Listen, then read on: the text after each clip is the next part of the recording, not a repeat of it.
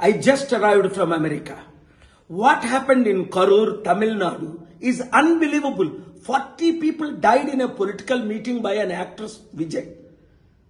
He's supposed to come at 12. He came at 7. He's responsible. His organizers taken permission for 10,000 people. More than 1 lakh came. Organizers are responsible. Police also responsible because why they have given permission without proper planning? Number 4, government is responsible. Stalin government. And people are also responsible. Fools. How do you bring children to see an actor? This is very sad situation. In Hyderabad, they gave permission, the court, only for 1,000 people, where 50,000 people can gather on May 24th for our peace meeting. I pray for these families and victims and extend my condolences. Ee roju Karur, Tamil Nadu lo jarigina sangatana chala vicharam. Asalu Vijay ane actor meeting pettadata.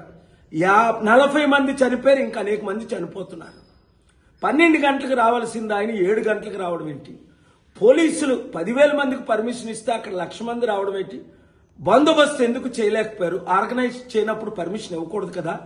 Stalin government దీనికి ఎలా permissions ఇస్తుంది? Proper గా administration, organisation లేకుండా బలవుతుంది ప్రజలే.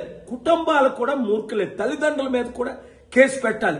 చిన్న పిల్లల్ని తీసుకొని political మీటింగ్లకు వెళ్ళడం ఏంటి? శాసనసభలకు వెళ్ళినట్టు. నేను చెన్నైలో అనేక మీటింగ్లు పెట్టాను. తమిళనాడులో ప్రపంచంలో 2,200 మీటింగ్లు.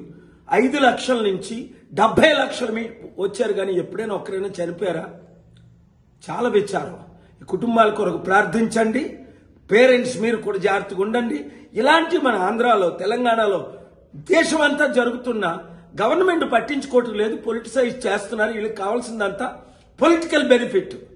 ప్రజల కొరకు ఏమీ చేయట్లేదు, వారిని కాపాడట్లేదు. చట్ట విరుద్ధమైన పనులు చేస్తున్న వాళ్ళ మీద మనం చర్యలు తీసుకుందాం, కేసులు వేద్దాం, న్యాయం చేద్దాం.